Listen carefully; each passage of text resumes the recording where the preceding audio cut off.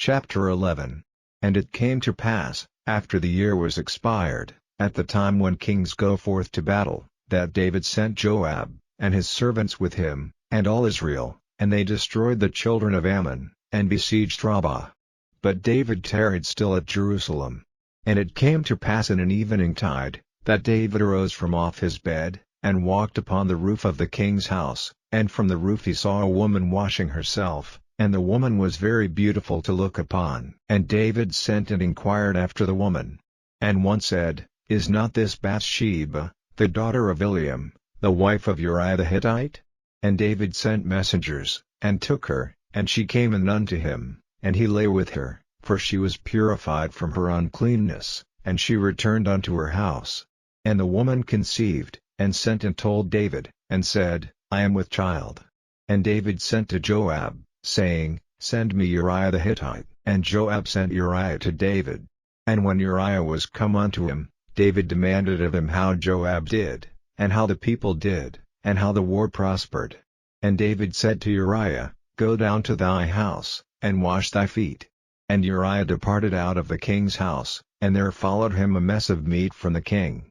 But Uriah slept at the door of the king's house with all the servants of his lord, and went not down to his house. And when they had told David, saying, Uriah went not down unto his house, David said unto Uriah, Camest thou not from thy journey? Why then didst thou not go down unto thine house? And Uriah said unto David, The ark, and Israel, and Judah, abide in tents, and my lord Joab, and the servants of my lord, are encamped in the open fields. Shall I then go into mine house, to eat and to drink, and to lie with my wife? As thou livest, and as thy soul liveth, I will not do this thing. And David said to Uriah, Tarry here today also, and tomorrow I will let thee depart. So Uriah abode in Jerusalem that day, and the morrow. And when David had called him, he did eat and drink before him, and he made him drunk, and at even he went out to lie on his bed with the servants of his lord, but went not down to his house.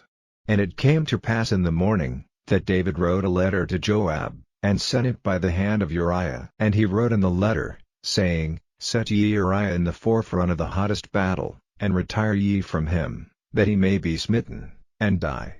And it came to pass, when Joab observed the city, that he assigned Uriah unto a place where he knew that valiant men were.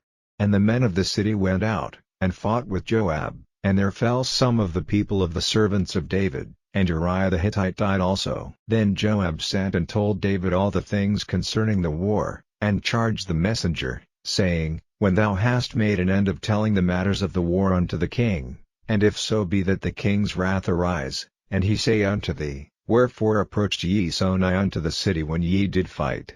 Knew ye not that they would shoot from the wall? Who smote Abimelech the son of Jerubbaal? Did not a woman cast a piece of a millstone upon him from the wall, that he died in the Bez? Why went ye nigh the wall? Then say thou, Thy servant Uriah the Hittite is dead also. So the messenger went, and came and showed David all that Joab had sent him for.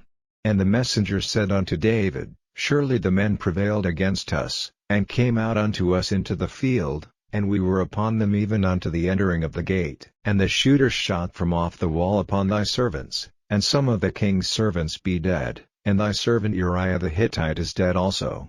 Then David said unto the messenger, Thus shalt thou say unto Joab, Let not this thing displease thee, for the sword devoureth one as well as another. Make thy battle more strong against the city, and overthrow it, and encourage thou him. And when the wife of Uriah heard that Uriah her husband was dead, she mourned for her husband. And when the mourning was past, David sent and fetched her to his house, and she became his wife, and bare him a son. But the thing that David had done displeased the Lord,